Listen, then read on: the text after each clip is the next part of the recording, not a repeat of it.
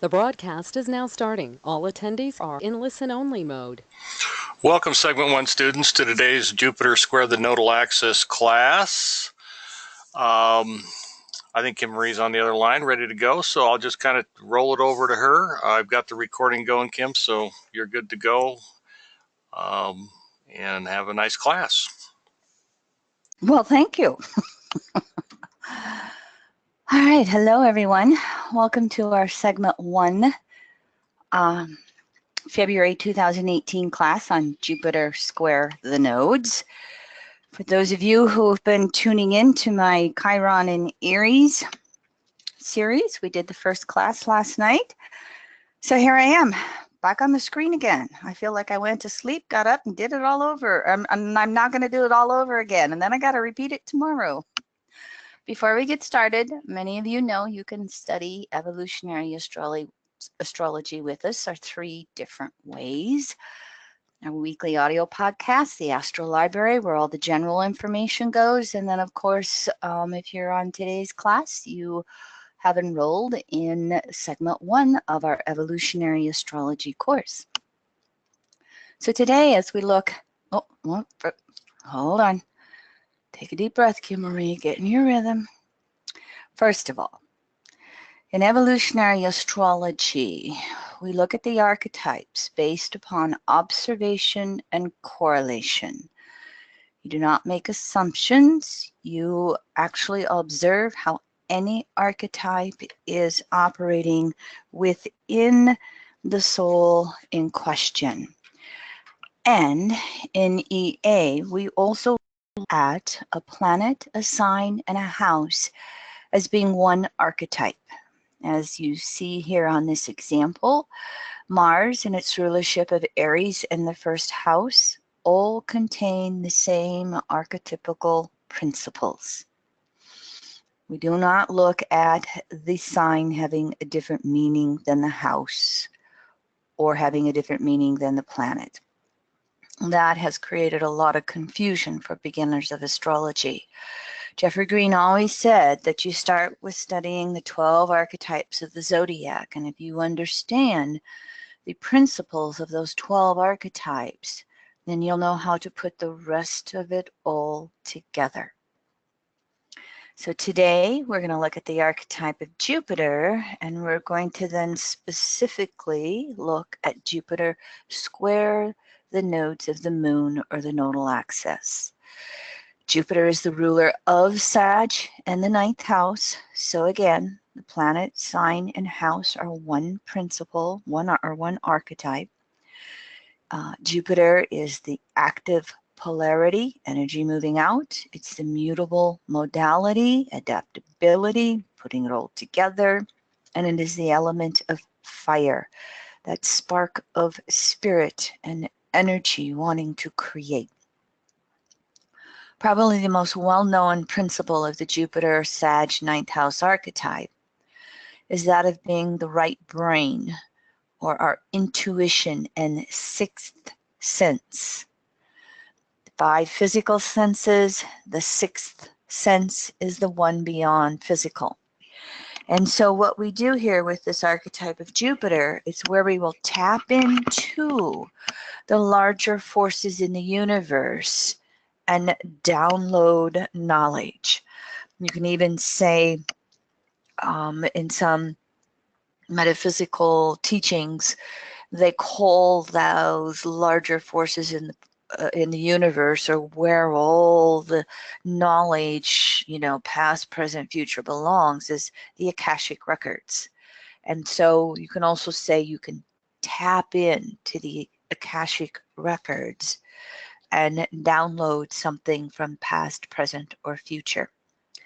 We can also download knowledge and information of a separating desires nature or a returning desires nature.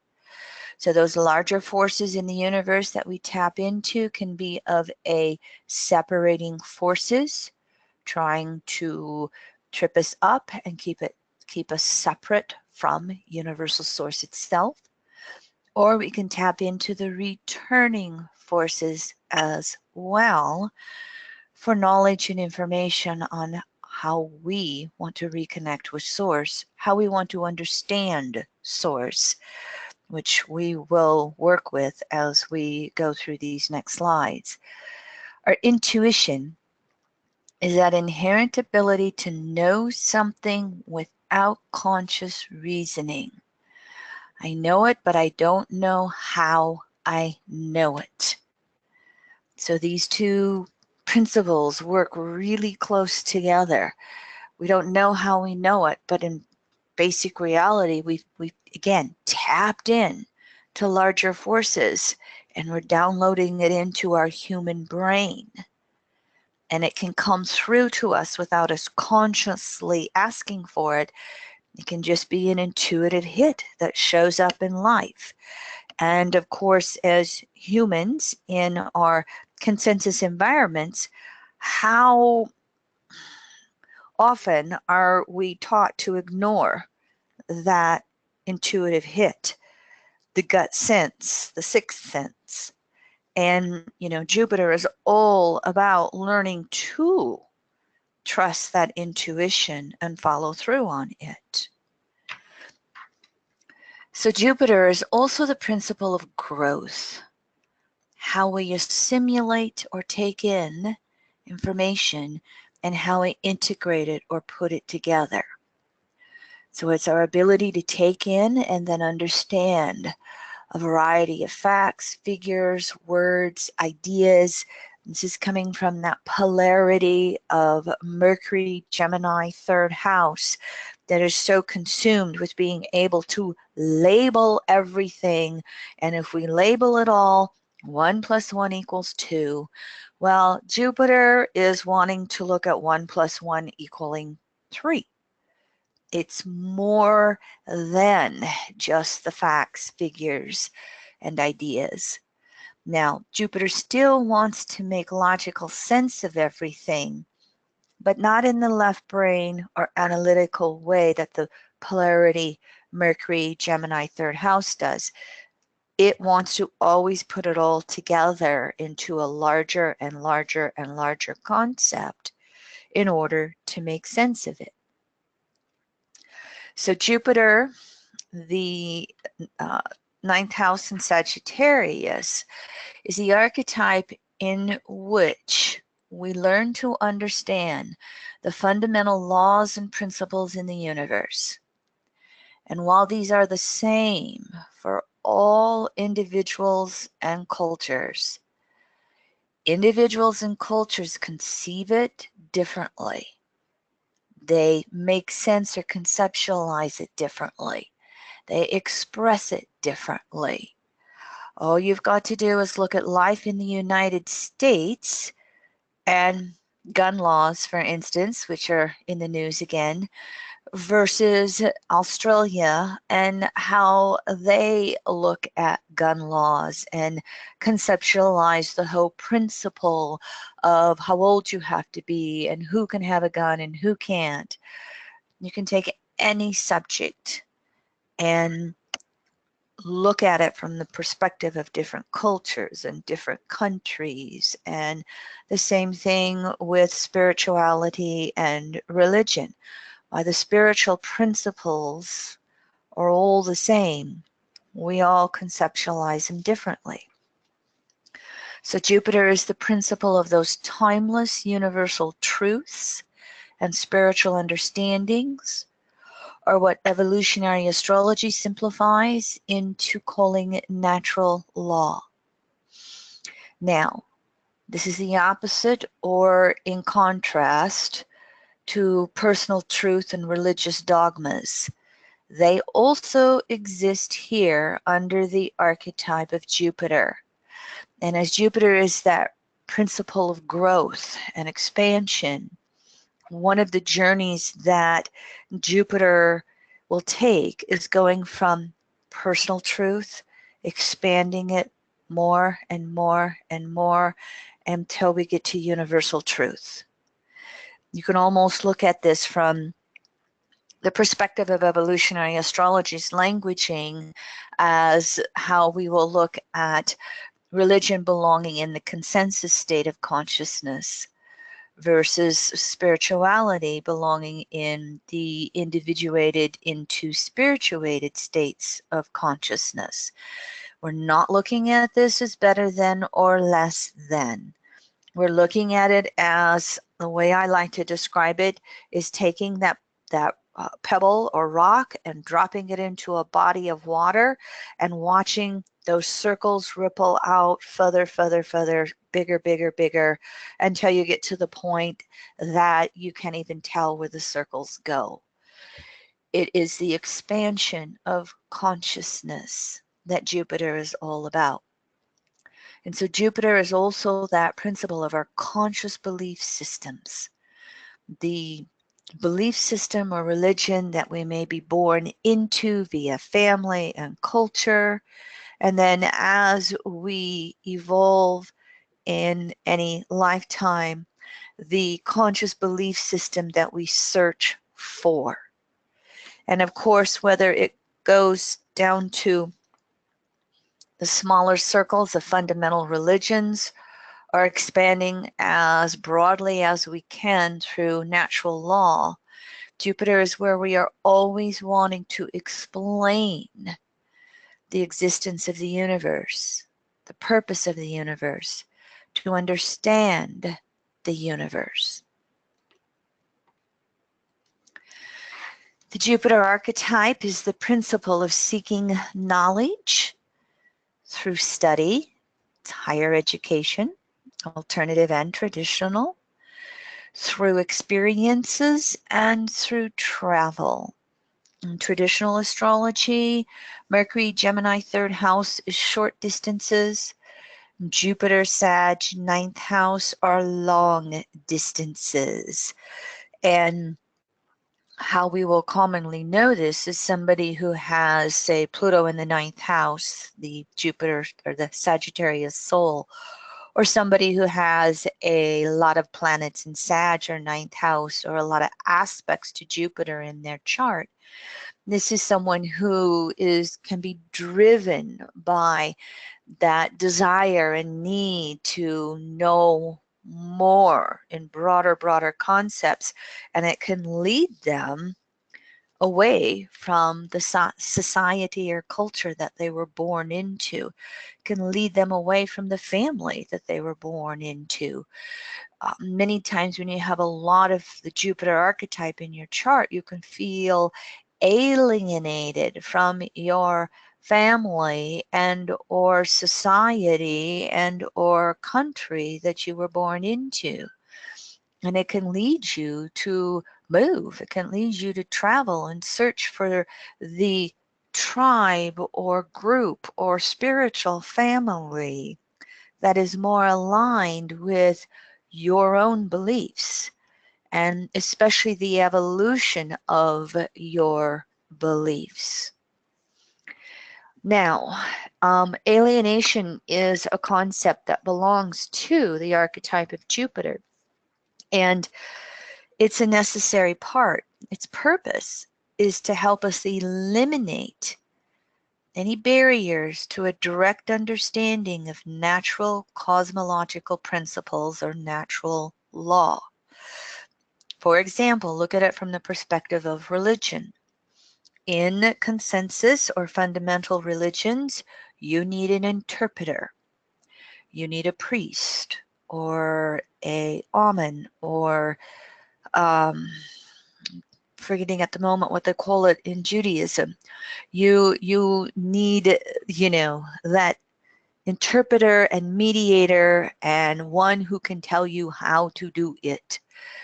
As you expand into broader and broader spiritual understandings, you learn to recognize that you have a direct connection to whatever your perception of universal source is. For those of you who have followed my teachings for a while, I say again and again with clients and sessions, your relationship with universal source is identical to the relationship you have with yourself. The relationship you have with yourself is identical to the relationship you have with universal source. They are one and the same thing. It's an inside job. While universal source exists everywhere in the universe, you recognize it out there to the degree you recognize it in here, inside of yourself. And so that alienation that we'll get from family and society, it helps turn us inward in that process of learning how to have a direct communication and connection and relationship, again, with whatever we're perceiving universal source to be. Now, it can take, you can have a huge degree of alienation, you can have a minimal degree of alienation. It will depend upon the context of the individual, or what we say, the entire astrological chart. The entire chart will help describe and show some clues to that whole principle of feeling alienated, to accelerate that process of creating a direct relationship to source, or to expand again that journey of understanding larger and larger universal principles. The Jupiter archetype is also the principle of language communications. Just like Mercury and Gemini and third house, they're both about communications. However, from the Jupiter Sag ninth house perspective, coming from the right brain, we see the whole picture. We think conceptually. Jeffrey used to say, if you've had a lot of lifetimes in the East and you pick up a book, you can turn it over and look at the back cover. You can open the book and look at the ending rather than the beginning. You want to get to the chase. You want to understand the whole concept, and then details can fill in. And so when you have this type of an orientation, or your Jupiter archetype is activated in forecasting or natally, you have to be able to take that right brain concept and then bring it forth in language. So this is where we have to learn how to speak in such a way to be understood, to be heard. And in general, you know, evolutionary astrology would say you'll use different words in languaging to speak to a fundamentalist consensus Christian versus a language that you would use to speak to someone who was, you know, searching for the mystical side of any belief system. And Jeffrey always used to say in his teachings that, you know, this is something that's very important as a counseling astrologer. You've got to be able to adjust your language so that the person you're speaking to can understand what you're saying. If you speak above them, they're confused. If you speak below them, they're bored. And again, I am not speaking judgmentally here. I'm using those mercurial words to bring across a broader concept. And so as we learn to work with this Jupiter archetype of language in broader and broader ways, it naturally then will bring in what we call the speaker, the teacher, the consensus preacher. You know, sometimes we'll go, are you a preacher or a teacher? Preacher wants to get caught up in dogma and convince and convert. A teacher wants you to learn and understand and hopefully think and ponder for yourself. So the Jupiter Sag ninth house archetype has as much energy into language and communications as its polarity, Mercury Gemini third. And by the way, for those of you who don't know this, I have 7 of my 10 planets in Sag, or the 9th house. I have 5 planets in the 9th house. I have 2 planets in Sagittarius. So I've got a lot of the Jupiter archetype in my chart. So here I am teaching astrology. Now, another thing, just for basic information for you, is that language systems in the East have a different structure than those in the West. And here we're, specifically talking about written communications. In the West, Western Hemisphere mainly, but, more modern West, a word will describe a fact, a detail, an object, whereas in your Eastern cultures and countries, a character can describe an entire concept. And when you change one character in a word, it can change the concept entirely, or it can shift it in major ways through just, again, one simple little character. There are those who like to say that some of our Western languages are a lot more complicated than your Eastern. A lot of Jupiter in your chart, you have a tendency to be orientated from the East as well. The Jupiter archetype is also the principle of confrontation. We come up against the limit of what we understand or how we put something together. And the purpose of the confrontation, and I'm not, talking fist fights, most of it is language, okay? But that whole principle of confrontation is to expose where something is limited. And depending upon the orientation of the person in question, you can get very defensive because it will upset your security.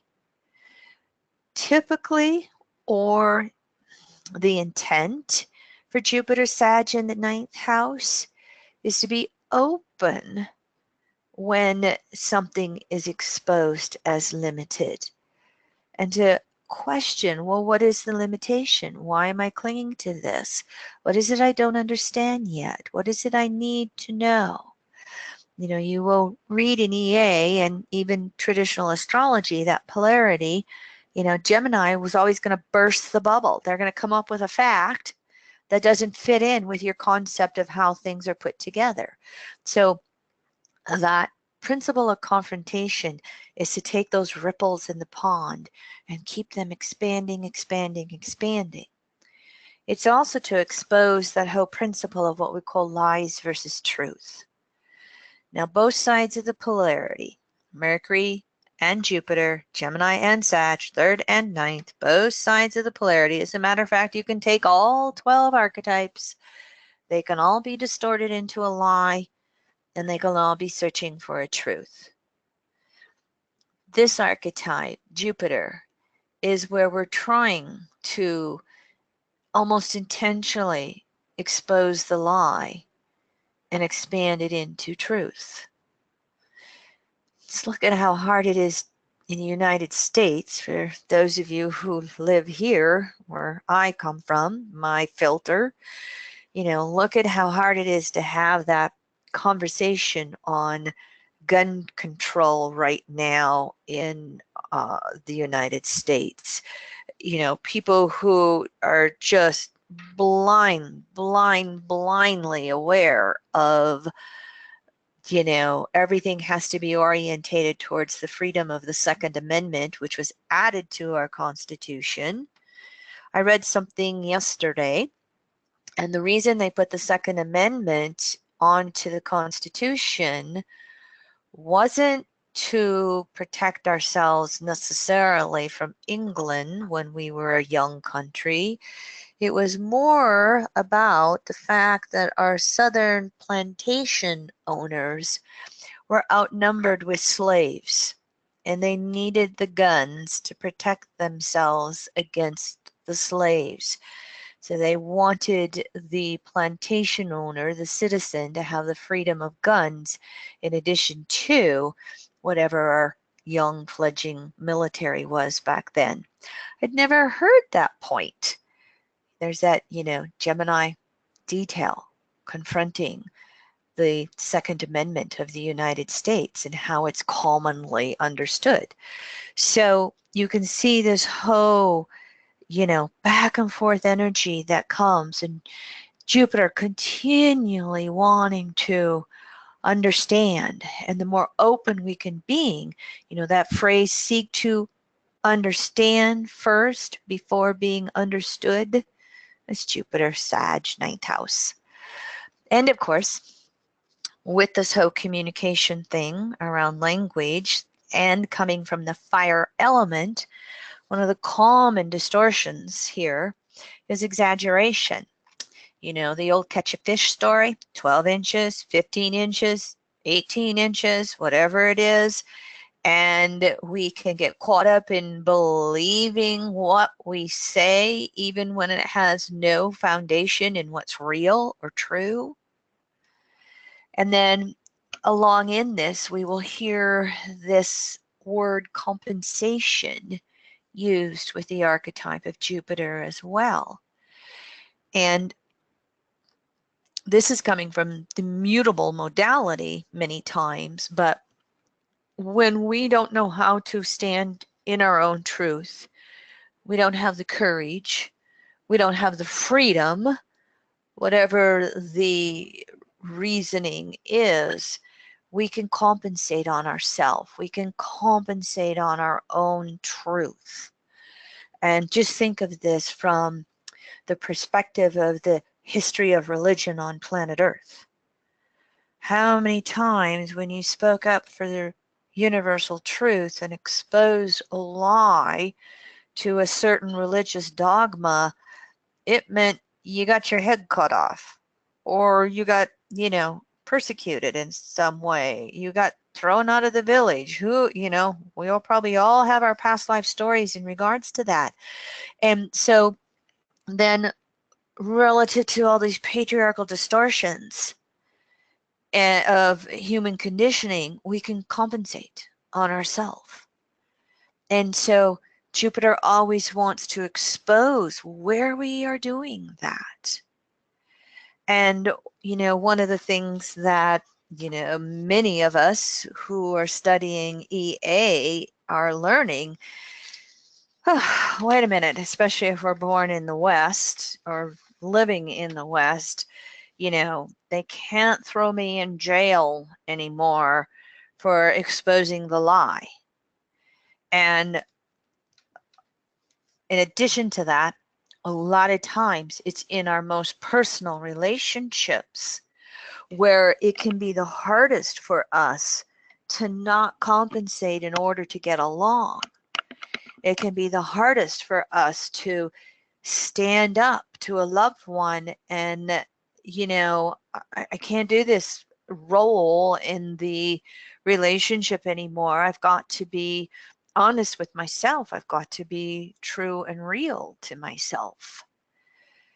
We can have the partner confronting us and coming at us and saying, you're not walking your talk in whatever ways. Jupiter is also that principle of experiencing the visions of the future. This is that right brain tapping into the larger forces of the universe. And the visions can be of a personal, collective, or of a, planetary nature. Now, sometimes what can happen from the individual perspective of getting an intuitive hit or vision of our future is sometimes it can just be a reflection of our own subconscious or unconscious desires. Leroy, I'm just going to interrupt you. I think your dad's birthday present is showing up on the doorstep. I don't know if it needs to be signed for or anything, or maybe they're driving by. I'll tell you whether or not they actually get out of the vehicle. I teach in front of a large window where I get to look out at nature, Jupiter. So I always can watch everything coming and going. Whereas Leroy's downstairs in the studio and in the cave. So we can have these intuitive hits or visions, and it's just our own yearning. It's our own desires, and we're not recognizing how we're projecting it out there. And so it's that self-fulfilled prophecy that can happen just because, you know, Jupiter is so strongly focused upon that. Yeah, he is coming up the driveway, honey. And so we can, you know, this archetype of Jupiter, I mean, just look at Jupiter. It's the largest planet in the solar system. You know, this principle of expansion with Jupiter can get distorted into excess. Well, it can also be with that principle of expansion and the whole fire element that we can put so much energy into something, so much drive and desire, that it will come back at us as though it's meant to be. Oh, okay. I know that I'm meant to be with this person because I yearn for them so much. I desire them so much. And it takes a lot of awareness to be able to recognize this when it happens in our life. I want to be the teacher. I want to be the one that writes the best-selling book. You know, I want to be on the stage as the speaker. I want this relationship. And so, again, that desire nature can get all caught up, and then it gets distorted into a personal vision that we don't recognize how much we projected it out there. On a collective or planetary level, yes, we can tap into the future. And sometimes we will accurately see it. Sometimes those visions will come to pass. And sometimes we won't accurately see it, or it won't come to pass because of that free choice we have as individuals and as a human species. For me personally, I have to be careful of my own projections onto the collective, but if you listen to the weekly podcast or Leroy listening to me babble away all the time, you know, I got so much Jupiter, I'm always interested in the big picture and what's going on the planet. And, you know, I've just been saying for years now, these young kids, the Pluto and Libras, those Pluto and Scorpios and Sagittarius. And by the way, the millennials are more or less the Pluto and Scorpio and Sagittarius kind of put together. And I keep saying, you know, these kids are going to show up. They're collectively orientated. They're other orientated. They aren't going to put up with all of this stuff that we do. So I have just been personally tickled pink with what's been happening in the United States and all of these young kids from the high school in Florida going BS. That's my new favorite word, BS. Call it what it is. Sometimes when you do that, Jupiter gets a little bit of feedback from people who don't like their who don't like the stains on their underwear exposed. Shall we say it that way? Now, we all have the archetype of Jupiter. We all have the archetype of Sag in the 9th house within our charts. So we all have this going on actively in our charts. We're all going to tap in different ways. We're all going to, you know, do it in the way that's unique to us. When Jupiter is square the nodes, all of these principles that we've just spoken about are going to be arrested in some way in regards to our evolutionary development. Now, in my 30 plus years with evolutionary astrology, with both clients and with associates who wish to study evolutionary astrology, by far the most common planet square the nodes is Jupiter. It's just like people who have Jupiter square the nodes are just magnetized to EA because it helps them make sense of everything. The second planet that I have observed in my own experiences is Neptune square the nodes. Nowhere near as phenomenal or active as Jupiter square the nodes, but Jupiter, Neptune square the nodes, EA attracts them to make sense of their beliefs and the larger picture. Okay, now we're going to move into the slides that we study every month with planets square the nodes. So I go through these a little faster, but I feel that it's necessary to include them in every standalone class. North node, south node are not planets, points in space. It's where the moon's path intercepts the plane of the ecliptic. That's the sun's apparent path around the earth. When the moon goes above the ecliptic, it is the point where the north node is. 2 weeks later, the moon is on the opposite side and it goes below the ecliptic, and that point is where the south node is. Here it is visually for you.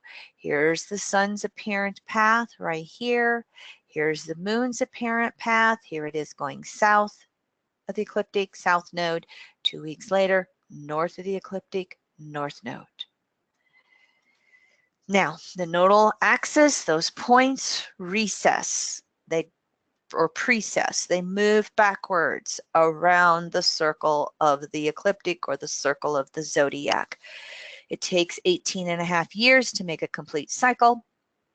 It, in essence, will signify a return to universal source on a solar, lunar, or conscious emotional level. Nodes are retrograde 90% of the time. Those born with the nodes retrograde, stronger sense of destiny earlier in life. The 10% born with the nodes direct will get in touch with that sense of destiny later in life. The nodes take about 18 months to move through each sign of the zodiac. The South Node archetype from EA's perspective is the soul's ego from the past. It's the accumulation of all the emotional residues from all our past lives. It represents security. It represents karma on every level. It's a point of familiarity, both positive and negative, because it will contain on a positive level the gifts, what we bring to fruition because we've made so much prior effort, but it will also be on a negative level, what we call that Achilles heel, where we have not quite learned it, and we got to relive it, got to do it again. It can be a point of stagnation. It is how the ego operated on an emotional level in past lives to help the prior Pluto dynamic be actualized. And we gravitate towards it early on in the current life, just like we gravitate towards that natal Pluto. And of course, you look at the rulership of the South Node by sign, house, all of the aspects that they make, the aspects that the South Node itself makes, and that gives you all kinds of details about that South Node archetype and how it acted in the past and how you gravitate towards it early on and perhaps throughout your whole life if you're really security oriented. The North Node archetype is that leading edge development of our soul's ego in this life. It is our emotional growth and evolution. It will represent insecurity because it's unknown, uncharted. exceptions to this in a future slide. That represents our Dharma, or the future. It is that sense of destiny or magnetic pull forward. Whereas the south node can be stagnation, the north node is movement. And it will be that current mode of operation on emotional, egoic levels that we will be consciously acting through to actualize the evolutionary intent of our soul, or the Pluto polarity point when you look at it from the perspective of our charts. And of course, you'll look at the aspects that the North Node is making, and you will then look at the rulers of the North Node by sign and house and their aspects to get as much detail as you want to put together, and looking at how our current ego is intending to evolve and move forward on emotional levels. Now, the nodal axis can also be looked at from the perspective of the past and the future are always in the tension of the present moment. The south node and the north node are always in the tension of the present moment via the moon. You can look at this from the perspective of a lifetime in the natal chart. Where are the nodes in the moon natally? And you can look at it from the perspective of the transiting nodal axis and the transiting moon. I will sometimes tell beginners of astrology, one of the ways to learn the 12 archetypes is to get your little astrological calendar out and follow the transiting moon through the 12 archetypes every month. You'll really start to get the flavor of those 12 archetypes just by observing the moon's transit. The past is always trying to shape the future into the present moment, and this is because we're wanting to project the past forward for those security reasons. So again, the retrograde mean motion of the nodes means that we're trying to progressively leave the past behind and evolve or move forward. Now, here's how you determine aspects to the nodal axis. The nodes move clockwise. They reverse through the zodiac and houses. You always compare the nodes to the planet. This means you start with the planet and you reverse through the zodiac or houses till you get to the node. So in this example here, we're looking at the nodes compared to Uranus. So here we are. We start with Uranus, following the inner circle around to South Node. South Node is making a waxing opposition, a gibbous-side opposition to Uranus. Uranus is 1909, the nodes are 1936. If this south node went all the way back to 1909, it would be exact. If the nodes went back to 1900, it would be a full phase opposition. In regards to comparing North Node to Uranus, you start with Uranus. Here we follow that outer circle and we go all the way around reversing, and it is a balsamic conjunction. North Node is a balsamic conjunction to Uranus. To be exact, at 1909, and if the node was sitting over here at 1900, it'd be a new phase conjunction. Now, I've had 30-some years to practice with this. It is something that, with time, you are just able to look at it visually and get it. By degrees and minutes. It's not something that you necessarily have to learn right off the bat, because we train our brains to go counterclockwise with all the planets. But this is how EA looks at nodal axis in aspect to planets. Their nodes are always compared to the planet. Skip steps. Here's an example of this for you in a generic way. Again, remember how we start with the planet In this case, we're looking at Pluto, 16-0, Virgo. We reverse through the signs houses till we get to the node, and the node's at 22. This is an applying or crescent phase square. If the nodes were at 16, Gemini 00, Sag 00, it'd be exact.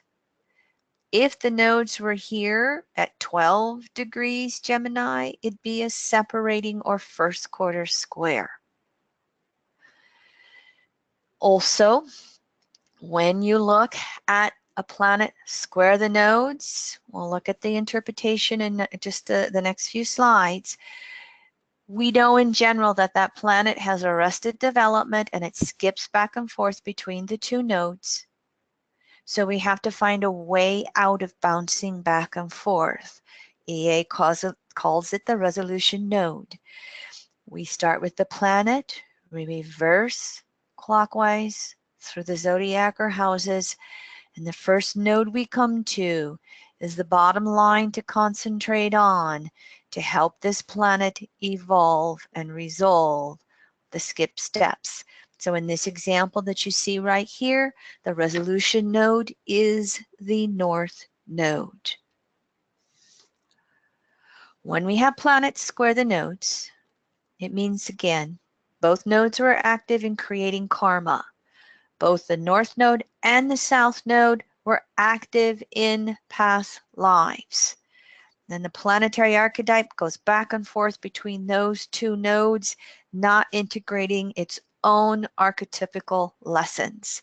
In other words, that planetary archetype is arrested in its development. Jeffrey Green would always say, exception, sun square the nodes. Okay, karma exists with both nodes, but you can't skip the sun when it's the center of the solar system and the life force of the entire solar system. More details, go back to the very first class in this series with Sun Square the Nodes archived on our website, evolutionaryastrology.net. So again, here's the astronomy or math, okay? Node that last passed over the planet. Nodes move clockwise. Start with the planet, go clockwise till you get to that, I should say, almost say first node. I'm going to change that to first node. That first node you come to is that resolution node. Now, when the resolution node is the south node, something about that planetary archetype must be resolved through consistent application with the south node. And that means there's going to be issues from the past that must be readdressed, that must be revisited, relived, resolved. And as you concentrate on that planetary's development through the south node, it will then eventually allow the north node to create egoic movement forward, especially with the planet square the nodes. When the resolution node is the north node, the planetary archetype must be resolved through consistent application with the north node. In other words, the future, not the past, becomes the bottom line. And that planetary archetype must be consistently moving forward with help of the north node. And when that's the bottom line, the south node gets to be metamorphosed or released from however it is stuck in the past. Okay, hopefully that's clear for everybody. Now, I just stick these slides in as well. Here's how EA looks at the cycle of phases and aspects.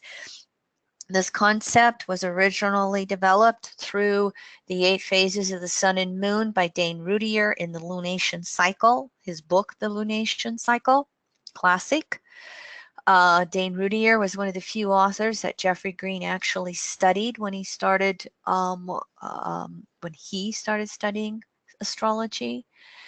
And then he downloaded EA in dreams. And then he took this concept of the cycle of phases and aspects and broaden it into all planets and the nodes. And so here you see the whole cycle of phases and aspects from 0 to 360.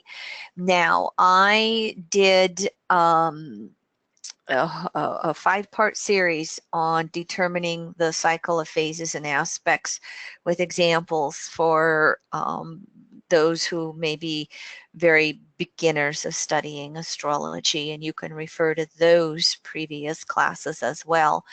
And if you look at the Sigma 1 emails that I sent out in the last 2 months, if you go back to that email, I actually have a PDF where you can download every single webinar that I have taught, every segment 1 webinar I have taught since early 2014. 14, 15, 16, 17, so 4 years of webinars. And segment 1, I am Leroy, we just upgraded the software to our website. So there was a lot of stuff that took place behind the scenes. And the updates to our website software is going to allow Leroy to take all of the segment 1 information and put it into groups that will be much more easy to access. So all of you who have been confused or frustrated or overwhelmed by the volume of hours of material from my Jupiter teachings, it's going to get all simplified and reorganized. So patience with Leroy as he figures that out and makes those changes. And as we do, we'll send out some emails, announcing it to all of you so it can make your accessing material much easier. However, there is a search function, so you can always put in the title or you can put in a keyword, and you will then get a listing of every audio or webinar file in the archives that match up with the title or the keyword. Determining aspects to planets. Again, this is some basic material, but I thought I'd just update this in this series and put this in here. You always take the faster moving planet and you compare it to the slower moving planet in a counterclockwise fashion. In other words, many of us recognize the planets tend to go this way around the circle of the chart. These examples here, in regards to Mercury, Pluto, you would start with Pluto, you follow this green inner circle, and you got to go all the way around the chart to get to Mercury. Mercury is a balsamic conjunction to Pluto. Comparing Pluto and Venus, Pluto's slower moving. You start with Pluto and you barely get more than 11 degrees and you have Venus. Venus has moved beyond 10 degrees, so for us it's new phase. It's just beyond a new phase conjunction.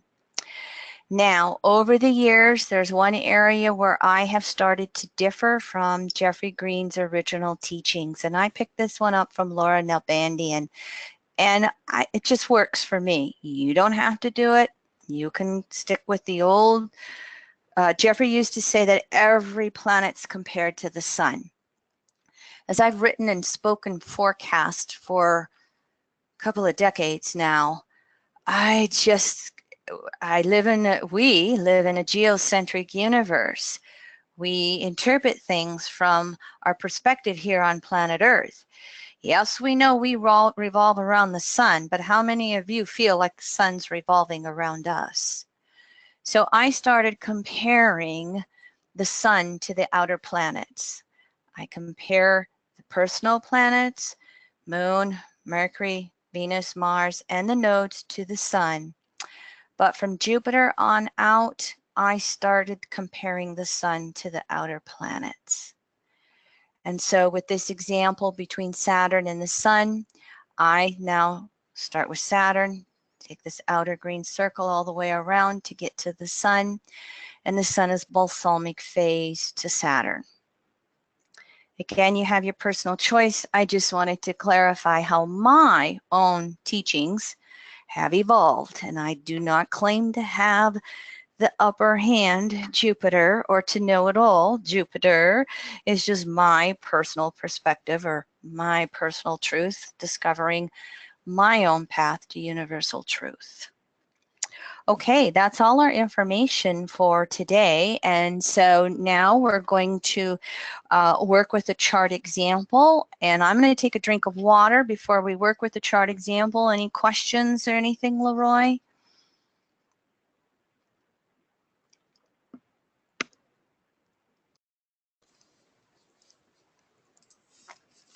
Mm-hmm. Oh, Leroy, our volunteer doesn't want her name used. I forgot to tell you her name. Can you give me a little initial or something?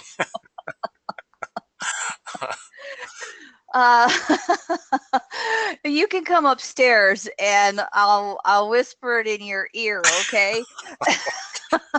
Hold on. And Leroy's going to get some exercise. We, by the way, have about 10 inches of snow on the ground. It is 9 degrees Fahrenheit. I have been inside for 3 full days. I have literally not been out of the house for 3 full days. It's making it very, very good for working with all these webinars that I am teaching. But I'm a little stir crazy, and I got one more day to go. The Chiron. Oh, by the way, I will say this for any of you who are interested. I'm doing this with Chiron and Uranus, but with Chiron and Aries transiting through the 12 houses, noisy guy, I still am looking for volunteers who have Chiron and Aries transiting through the 2nd house, 3rd house, and 5th or 6th. You must register for the 6-part series, but I do have a couple of volunteer spots open. You need more information, email Leroy or I. Okay. I just filled the 2nd house, Kim. So oh, okay. 2nd house is filled. So we have openings for 3rd house and 2nd or 3rd house and 5th or 6th. And I have a volunteer who will shift either one depending upon whether 5th or 6th fills in. We'll repeat the same thing with Uranus transiting through Aries here when we get through with the Chiron. Uranus transiting through Taurus. Yes. Okay. Yes. Thank you. I'm gonna go ahead and unmute our volunteer and make sure she's mic'd up. Okay. I hope she realizes that she has to have earbuds or perhaps a USB headset. Oh, yeah. Yeah, I'm usually pretty good with our volunteers to let them know they've got to be, connected with earbuds or a USB headset. Hello, are you live? She may be trying to figure it out. If you're having any issues, you can try chatting in the Q&A board with Leroy. I wouldn't chat. I'd go to the Q&A panel. Would be easier for me because the chat is less. I can do either one. I can do either one. So if our volunteers having a problem, you can just kind of leave us on standby here until you get it figured out, or let me know how I can help. And let me say this to our volunteer. Don't get too frustrated if you can't get on. You can type your feedback in, okay? And Leroy will read it off. So while you're figuring that out, I'll let you know when I hear you. I'm going to give us our basic information that we do for the recording. We have a female who was born July 9th, 1974. Hello, I hear you. Oh, good. Oh, good, good, good. You made it. So I'm going to give our brief information, and then I'm going to turn around and get your imprints on what sparked for you on those intuitive levels as we went through the slides. Mm-hmm. But first, let me get all our basics for the recording. Our female was born July 9th, 1974 at 2:02 p.m. from, she was born in Regina, Saskatchewan in Canada. And I want you to know how proud I am that I can pronounce a lot of these, you know, Canadian words. She's from a small town farming community. Both of her parents were trained as teachers. Her mom ended up in financial planning. She was the dominant or authoritarian parent. Father had issues with alcohol. He ended up farming. She has no children. She is a yoga teacher and fitness trainer, and she is more recently separated from a relationship. And one thing I will say to you, volunteer, every little noise you make comes out loudly for those of us who are listening, okay? Oh, okay. Sorry about that. That's no worries, no worries. I'm the, you know, you're new to this, and I'm doing this gazillion times a month. Our volunteer is at 12th house Pluto, 4 degrees Libra. And look at this, 23. I got to take my glasses off to see better, believe it or not. 24 degrees Libra rising. Okay, Uranus just exact on this ascendant. You see that right there? That puts a flavor to that Libra energy. Our volunteer is a south node at 19 degrees Gemini in the 8th house. So the ruler of the south node by house is Pluto, the soul itself. The ruler by sign is Mercury over here retrograde at 4-5 degrees Cancer, balsamic conjunction to Saturn. North node is 19 degrees Sag in the 2nd house. Ruler by sign, Sag, is Jupiter, which is retrograde at 18 degrees in the 5th, and Jupiter is the one square the nodes. The ruler by house of the North node, 2nd house, is Venus over here conjunct the South node. South node balsamic conjunction to Venus, okay? 16-17 Gemini in the 8th. We'll have more to say on this with the ruler of the North node conjunct South node, but let's go over here for a moment with Jupiter. Again, Jupiter at 18 degrees Pisces, and it's also retrograde. All right, we'll get into that as much in more detail in a little bit as well. However, we also have the moon over here at 15 Pisces in a balsamic conjunction to Jupiter.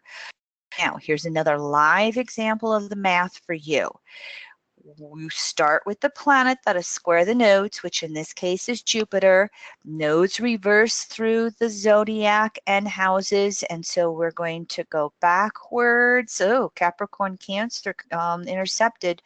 I think Porphyry houses. Yeah, I think you chose Porphyry houses, correct? And the first node that we get to is the North node. So this is going to be the resolution node, the North node. So something about Jupiter skip steps is needing to move forward. Now, Jupiter is at 1751, okay? The nodes go back to 19. The nodes are applying squares to Jupiter. If this North node was 1751 Sag, it'd be exact. When the nodes are applying squares to a planet, that means there can be a larger or greater degree of frustration because the aspect is applying. If the nodes were separating squares to the planet, it could mean that they've already had a lifetime dealing with the skip steps. So there is the question mark or possibility that the soul in question here could create more skip steps with the nodes on the applying side of the square rather than the separating side of the square. Again, we're going to do observe and correlate. We're not going to make any assumptions in regard to that. So there's the basics of laying things out, all right? And there's more to the chart, but this is the basics with what we're working with today. As I said, volunteer, because you were hopefully were able to listen to the PowerPoint slides at the first hour.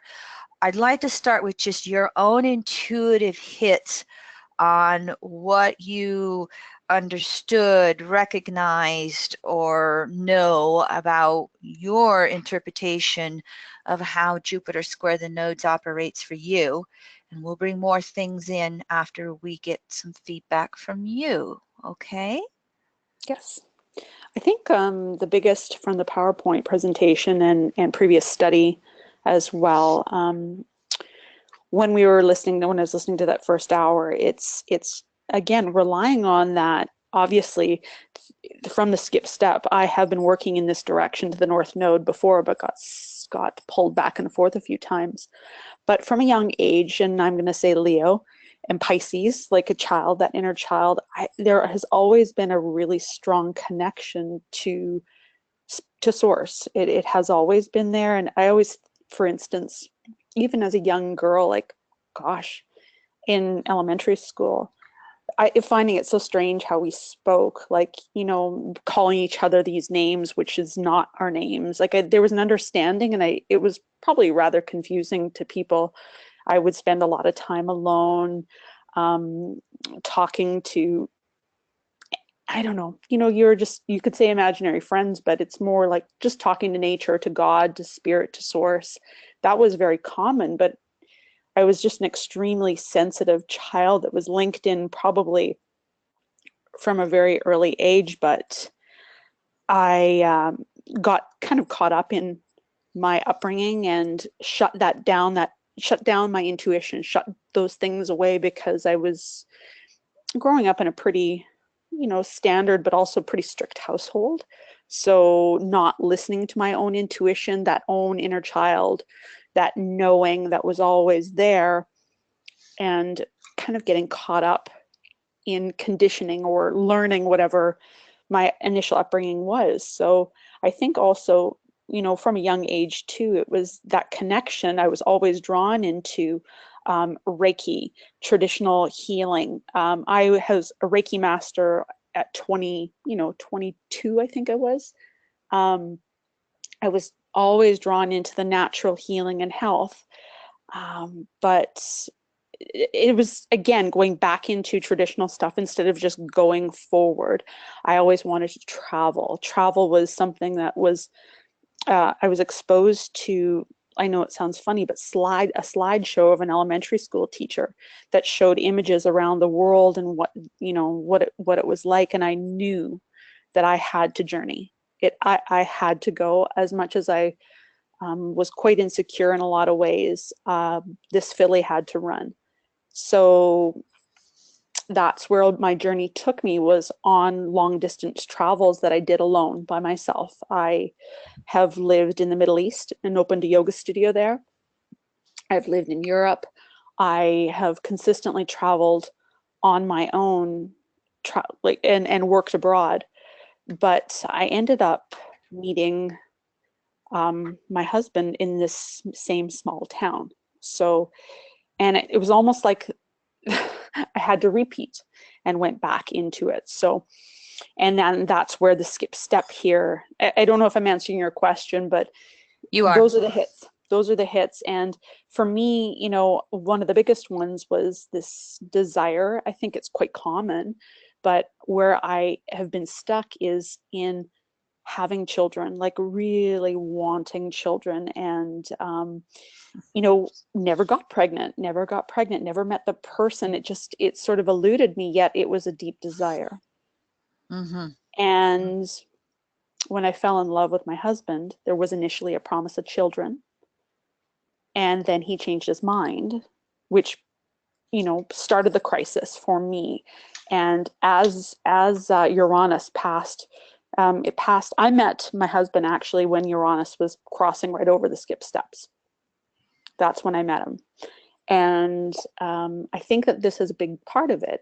So, having to go through the loss of, I fell in love with this person, but, that sort of broke down. And then the family unit that I had initially reconnected and moved back into the small town, it started to break down. And it was sort of like, what is going on here? Like the segregation started to happen, where it was a breaking away of the old family, breaking away of all these old ties, to segregate, to really understand what this was all about. And that's where EA came in for me. Mm-hmm. And EA opened up something. It was hard for me to understand how it was very familiar to me, and so it came very quickly to understand. EA didn't take away the pain, but it helped me understand what was going on, as I was required now to let go of this holding on to family, maybe the older family unit, but also a marriage, holding on to this deep desire for children to move forward, to explore into the greater understandings of reality, even of nature, of the world, what this whole life is all about on my own. Mm-hmm. Sure. Thank you. I appreciate that.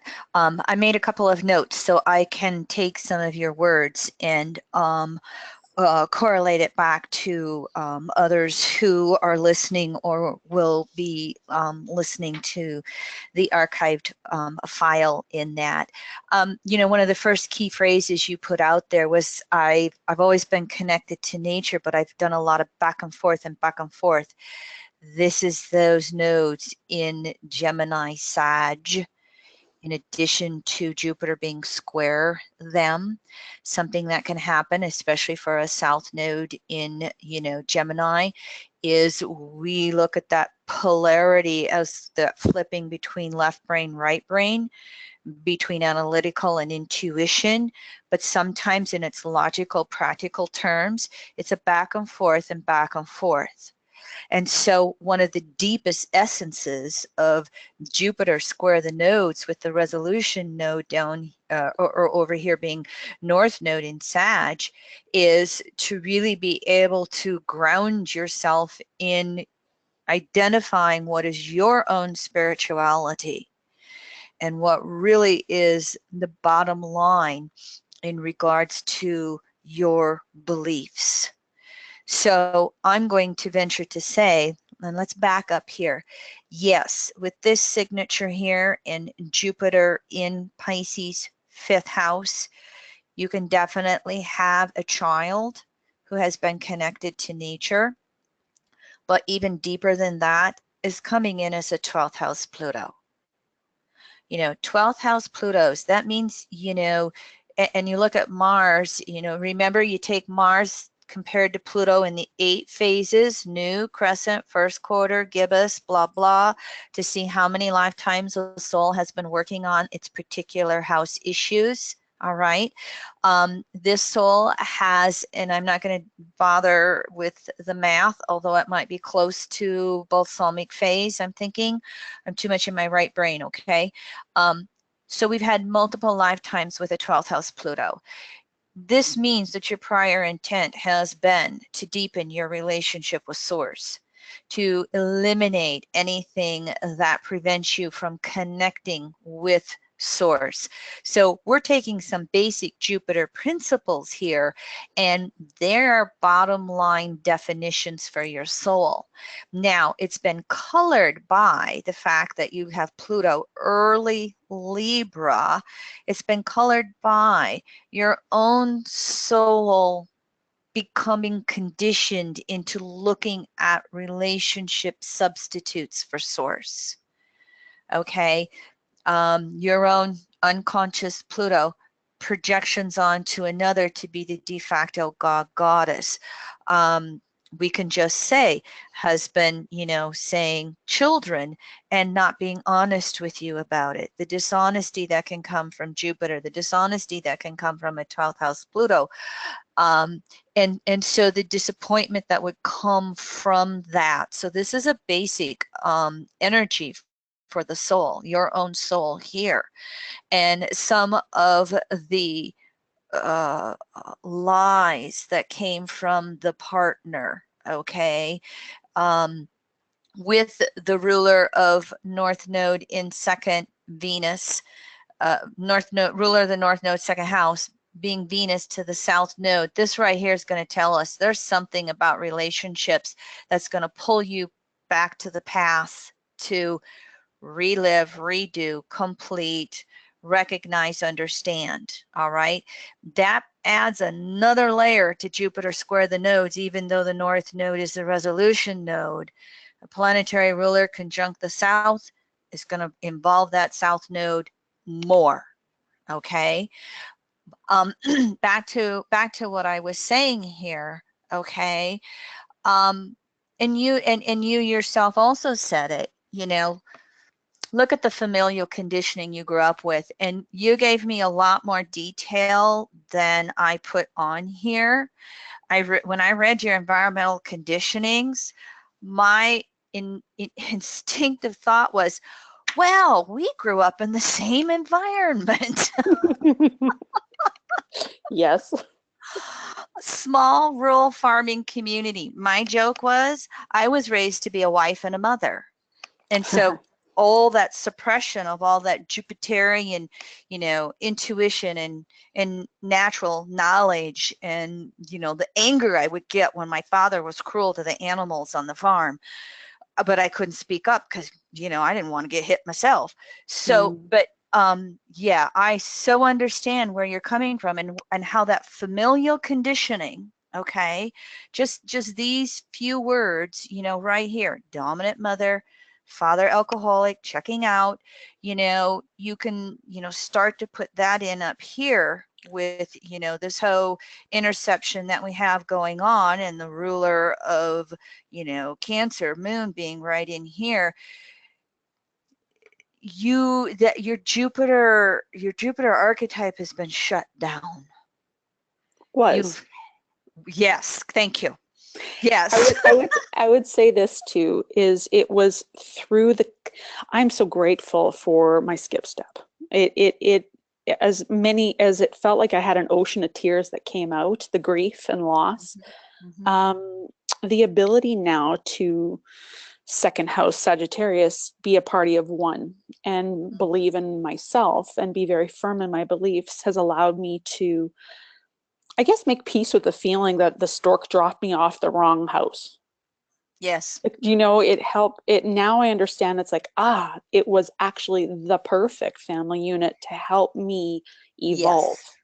Yes. So that takes away that victimhood thing that if you would have spoken to me a few years ago, maybe I wouldn't have been able to articulate that.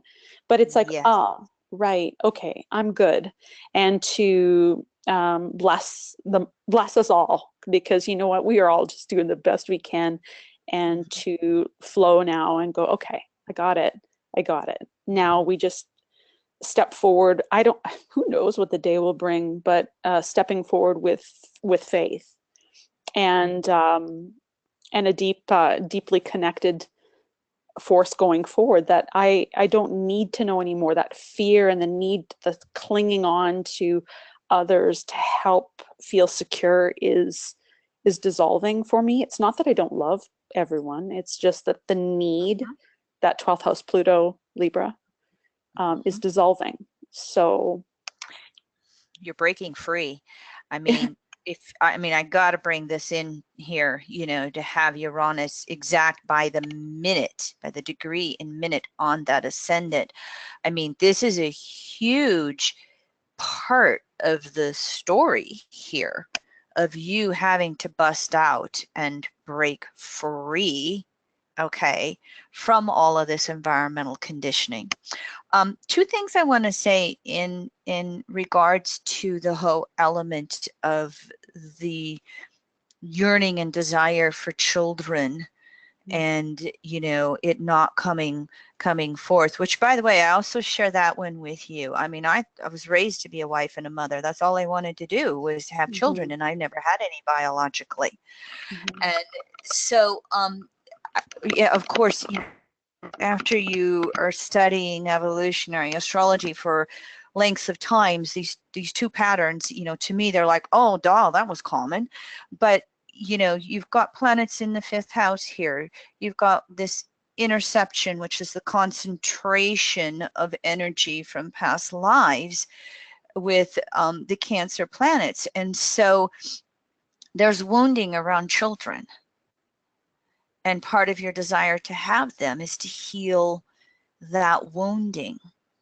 And part of the skip steps for Jupiter in the 5th house is you've not had that ability to assimilate and integrate within your soul a healthy experience with children.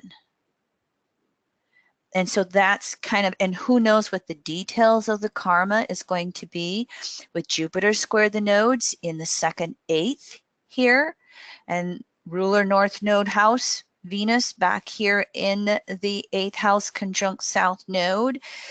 There has definitely been something in prior life with an intimate partner not being honest with you about the children, to the point that did the partner take the children away? Did the partner, quote unquote, hurt the children? Did the partner, 12th house Pluto, Jupiter, Moon in Pisces, did the partner lock you up so that you couldn't be a part of the family? We don't, again, I'm just telling stories, okay? But you can see how the archetypical images can be going on here. There's not only woundedness with being able to integrate an experience with children, the partner is caught up in the story. Obviously, they will be, because you need a partner to have kids, but there's more to it than just, you know, the biological act. The second thing that I wanted to say for you in regards to all of this, and again, just looking at these Cancer planets that are up here with ruler of that South Node being one of them, okay? And Moon conjunct Jupiter draws in the 3 Cancer planets into the skip step story, okay? The second thing that I wanted to say, there was also with, you know, Jupiter's understanding,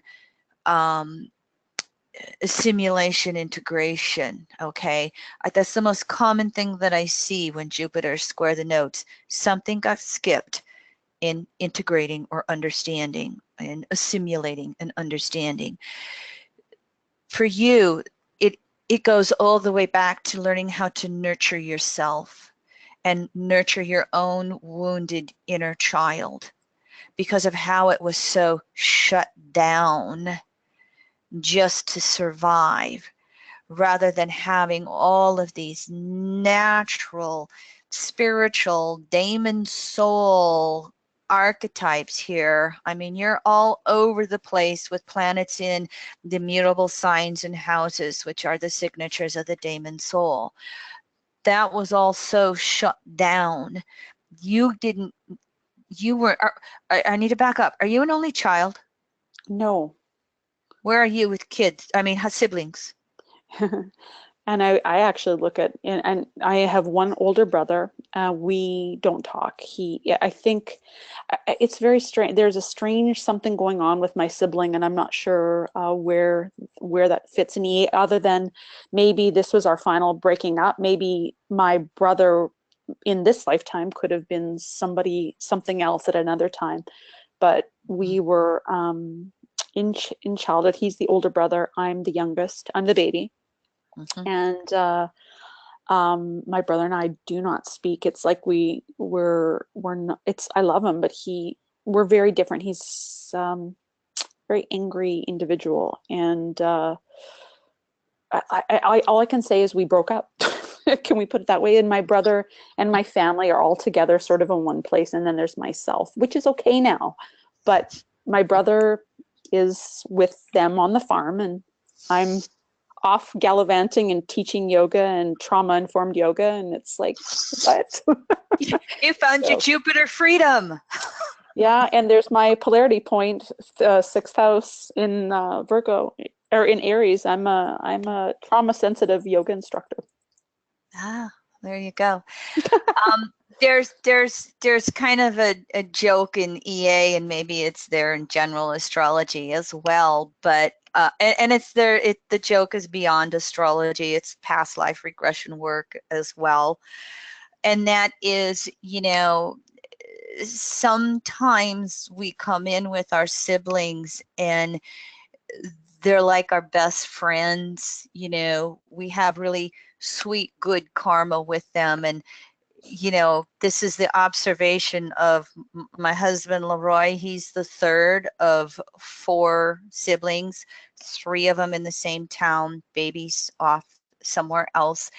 And all our wide circle of friends are always joking, you guys are best friends. And literally, he is from a family of siblings that are close. Now, it's a whole nother story with mom and dad, old German farmers, okay?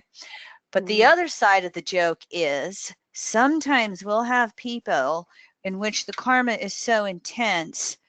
The only way we work through the karma is when we come in as siblings or that same family of origin. That would make a lot of sense. And listening to you with your brother, the Jupiter intuitive sparks are just going, yeah, he's a brother this lifetime. But ew, gross. No, I'm just joking. I'm teasing. I'm just joking. I know. I know. It's like, I don't know what it was, but right from this, like, I was always like wanting to love him. Like I wanted to love him. I wanted to, like, my big brother, and he would just had nothing. We just never got along.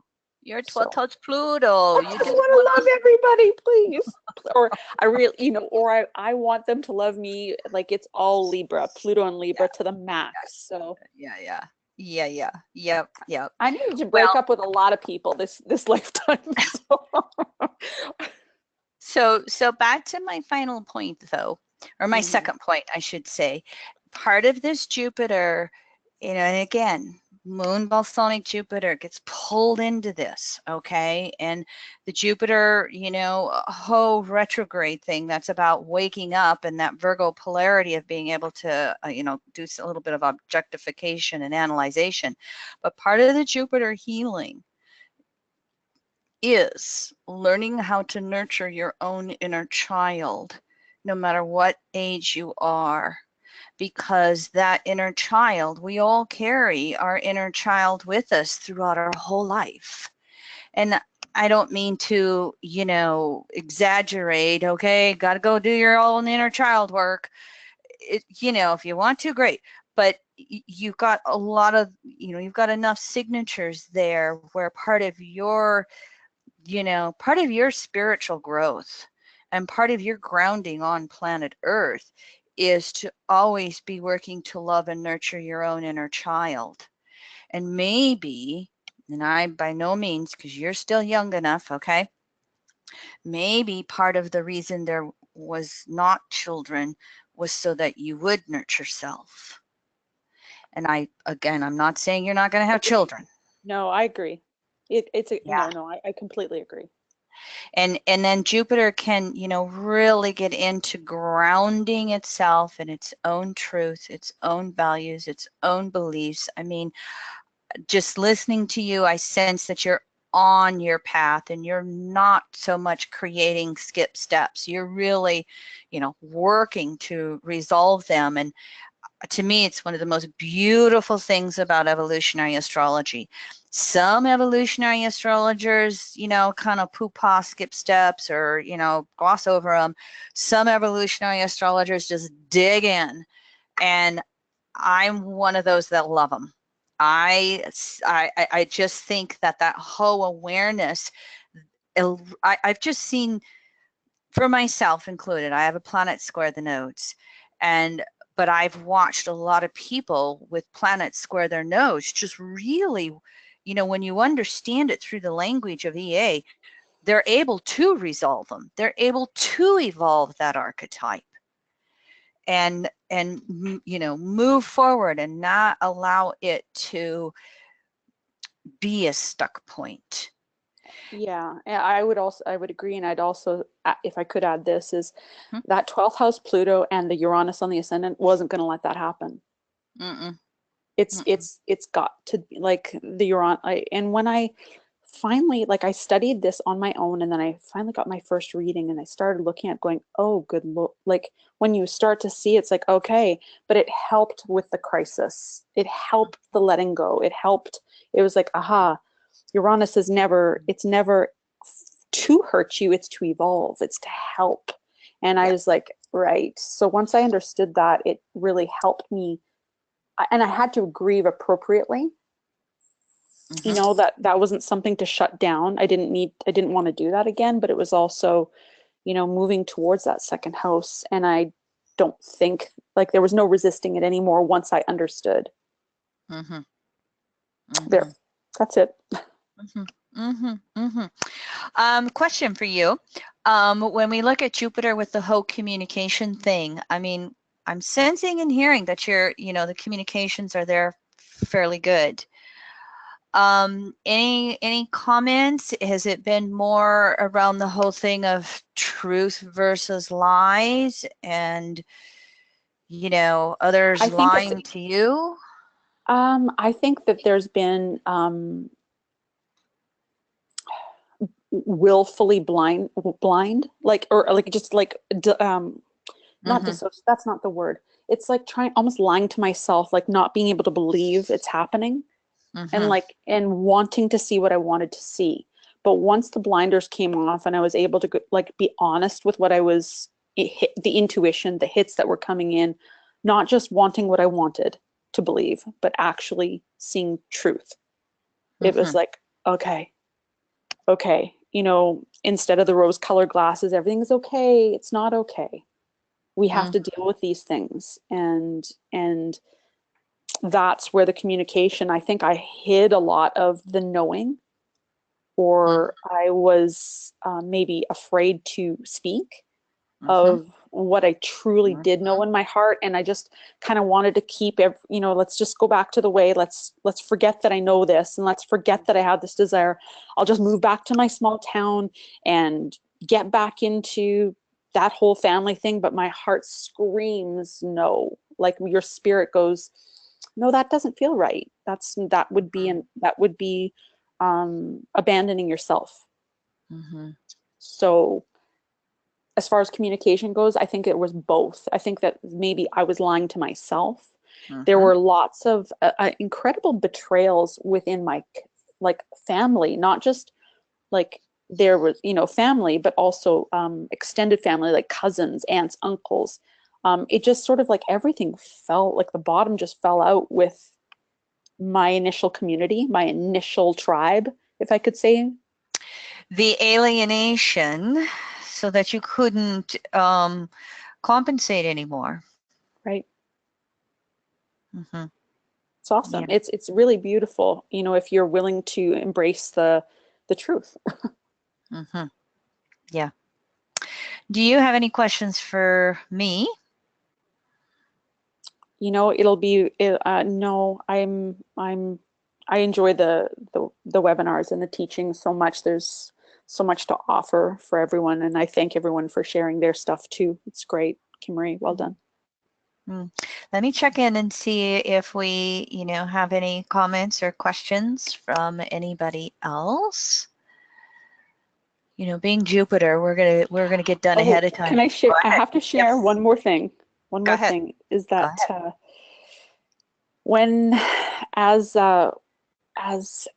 what's going over right now? As it's in opposition right now. Uranus is in Aries, right? It's just been back and forth. So I had been really struggling with depression, obviously, but I was really stuck, and I went and actually journeyed to Peru for 3 weeks to do ayahuasca and some shamanic healing and work down there last year, and it was absolutely phenomenal. So willing to step into the abyss, and some people, that's not maybe everyone's piece of cake, but for some reason I was deeply drawn to go do that, and really lit up that my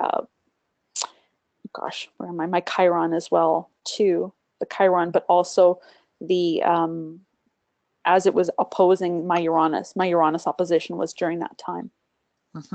So that really sort of blew the pipes open, got everything moving. So you made the comment that, you know, you were dealing with depression. Was it relationship breakup? oh, it was everything. It was everything. Every It was just whole disconnect with family and community, and it was, let's put it this way, everything, every connection, Libra, that I loved in family, cancer, you know, everything I ever desired as far as kids and love and all that stuff, it's like the bottom dropped out because husband doesn't speak with my family doesn't speak with him because he, you know, like there's just, it just was so much conflict that I was being overwhelmed with the depression and the fighting. It was just, it seemed insurmountable to resolve. So my only choice was to break away.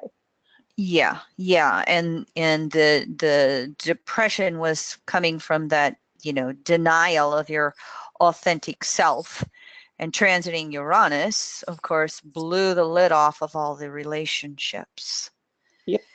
And it's opening up, initiating new relationships, which the Chiron and Aries transit will just, you know, follow through and open up even more for you. Okay. So would you say that the ayahuasca experience, you know, we're talking 12th house issues here, 12th house Pluto, Jupiter in Pisces. Would you say that the ayahuasca helped you open up understanding the whys of what was going on, in addition to recognizing the circumstances of denial, suppression, etc.? You know what, it's hard to condense it into one. It just, if it could, it helped me see how small this was in the grand scheme. I don't know how to explain it other than that. It's just like, okay, all right, Yeah, you know, these are a couple little bumps in the road, but in the grand scheme of this incredible gift of life, like it was, I went through such death rebirth in the ayahuasca experience that it was there was no fear. It was like there was a healing and a releasing of any sort of like clinging. Does that make sense? Where it's like, just, you know what, everything is in perfection if I can trust, but it's a willingness to go into the abyss, into letting go and not knowing. And so for me, a 12th house Pluto, it was incredibly healing experience. Healing, like, or maybe not healing, just helped me really understand the big picture and to make peace with the moment. There you go. Okay. All right, let me check in with Leroy or anybody else on the call. Any questions, comments, anything we missed or didn't address, any curiosities?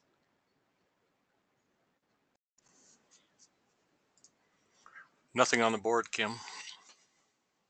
Okay, all right. Anything from your perspective, fellow Jupiter's? No, yeah, Jupiter square the notes. No, thank you. No, I'm happily floating along to my North Node. I met my husband. Leroy has Jupiter square the notes. He has Mercury. He has Mercury conjunct Jupiter square the nodes, and he has a south node in Gemini with a north node in Jupiter, or north node in Sag. But he's got him in the opposite of you. He's got Mercury, Jupiter, and Virgo. Oh yeah. And the resolution node is the south node in Gemini. And so while you're on this whole intuitive right brain side of thing and moving forward with that, just for sake of example, his resolution is south node in Gemini. And again, Mercury, Jupiter conjunct in Virgo. And he's been having his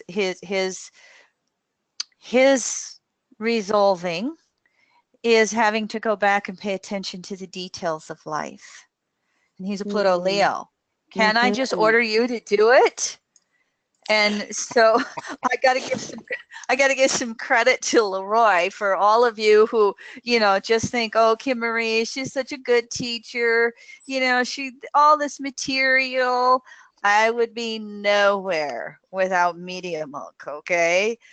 I just have to, say, Leroy, you've been doing a very good job at resolving your skip steps and going back and taking care of all of those details, sweetie pie. So amazing. That's Now, amazing. if I could just still find anything on my computer, I'd be in really good shape.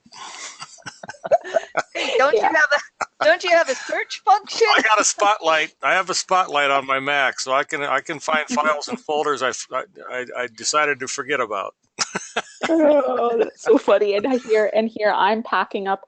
I've got books. Like I think of Jeffrey, and it's like I have books and books and books of all these things. I just collect information, wanting to learn, and it's like no, this has to stop. Like it's like an unlearning and moment to moment existence connected is where I'm going. And it's so funny because I think even Jeffrey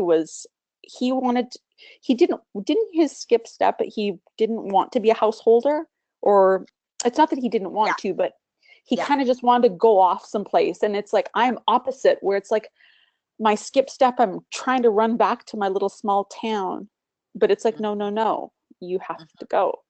So it's just interesting. Yeah, Jeffrey had Moon in Pisces, 4th house, square the nodes. And just wanted to stay in the ashram, didn't want to have to come back or didn't want to have to deal with this thing called human relationships.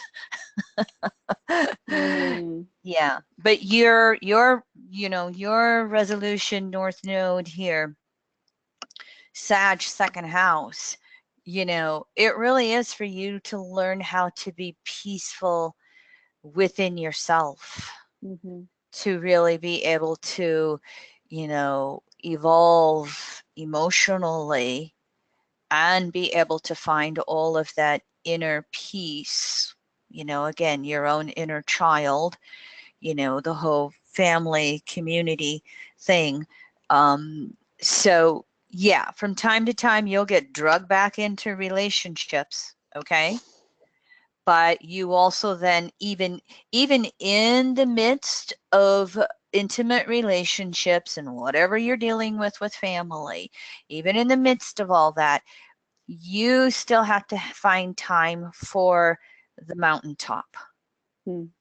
Because again, you can't ignore that you have a North Node in the 2nd house, Taurus, as much as you do in Sagittarius. It's, everything's a dual archetype. And I say this a lot, look at your sun sign. Oh, I'm a Scorpio. No, I'm also half a Sag, or half a Libra or whatever. But so, this North Node in the 2nd house, part of your resolution with Jupiter here, okay, is to learn how to do it from within yourself. Okay, the Sag wants to travel, study, go all over the world, but you also have a part of yourself that needs to cocoon. It's not just these planets over here in Cancer where that comes from, or the 12th house where that comes from. A North Node in 2nd house or Taurus, I mean, Taurus 2nd house is energy coming back to the center. So that's kind of energy going within. And it's also you on an emotional level, finding your own inner self-reliance. Okay, inner self-reliance, physical, emotional, mental, spiritual, when it's 2nd house. Okay, and so that this Jupiter signature's got to ground itself. And it's got to ground itself from what your perception of truth is from time to time. So you've got a lot of these, what we call daemon soul signatures here, that, your grounding is just putting your bare feet on earth. Your grounding is getting, out in nature as much as you can. Same thing with me, growing up on a farm where I literally was pen pals with my classmates because I never saw them from the time school got out till the next fall. I was the oldest of 3 girls, but my baby sister didn't come along till I was 17. I had a younger sister who was 3 years younger, and we were cat and dog. And so I was so isolated. It took once I got into evolutionary astrology, now that I look back on it, I'm going, oh my gosh, thank goodness I was raised on the prairie in the cornfields. I would have died if I was raised in New York City. Oh, I would have absolutely died if I didn't have that field to run through. Like there's a lake in the middle of one of our fields, like a little tiny dugout, really. It's not a lake. Yep. But it's like laying in the grass, like from a young age, just talking to clouds and trees and feeling the wind caress my face. That was heaven.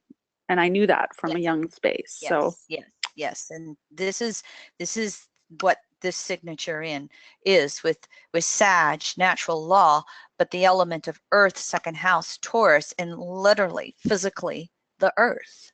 Mm. And so that's your peace, that's your resolution when this Jupiter signature is confused, or it's in denial, or it's compensating, or whatever, whatever ways.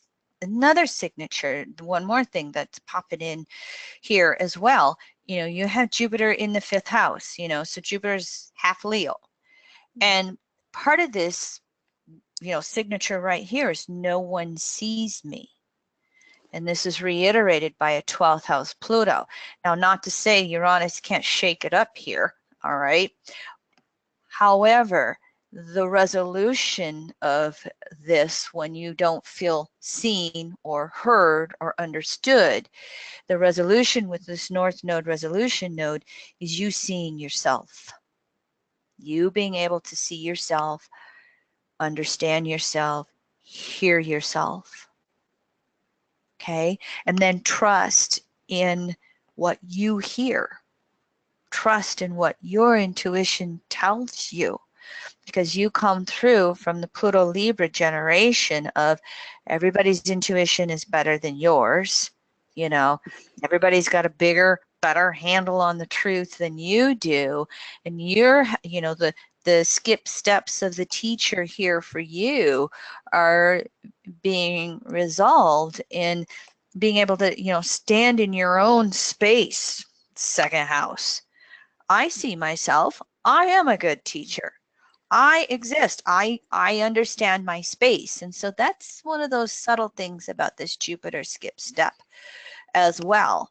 And again, intimate partners who would pull you back into being, a karma chameleon, or giving up your power to get along or be loved. And it's like, nah, I can love myself. For survival, also for survival. Or survival, yeah. In past lives, this literally was the survival. Yeah. Definitely. I was just thinking the house ruler of Venus and its Venus conjunct the South Node. It was all about survival. Yep. All right. Well, thank you. Oh, you're most welcome. Thank you very much for volunteering. Appreciate it. So last call for any questions or comments.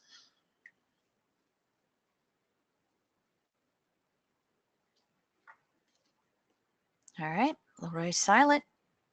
So here we are with the future classes. I do have some volunteers for Saturn and Chiron square the nodes. If you have Uranus or Neptune, still need a volunteer for one of those nodes. And I kind of made my mind up that after a summer break, when I come back, I'm going to start in on a planetary pairs series. And I'm going to start with Neptune and Pluto, then Uranus and Pluto, and then Chiron and Pluto. And if I go all the way through the planetary pairs, I'll be teaching classes for the next 5 years or so. We'll see how that unfolds, but I do kind of know the direction I'm going to go. One more time, here is Chiron. Tomorrow, I'm going to look at Chiron in Aries with the cycles. I was very happy with how the archetypes class turned out last night. Even my husband gave me a compliment on it. He always does. But cycles, and then we'll move in through this 6-part series here, looking at Chiron in Aries transiting through each of the 12 houses. Still looking for a volunteer with the 3rd house transit, or 5th or 6th. And then after that, we'll move into doing the same type of series with Uranus in Taurus.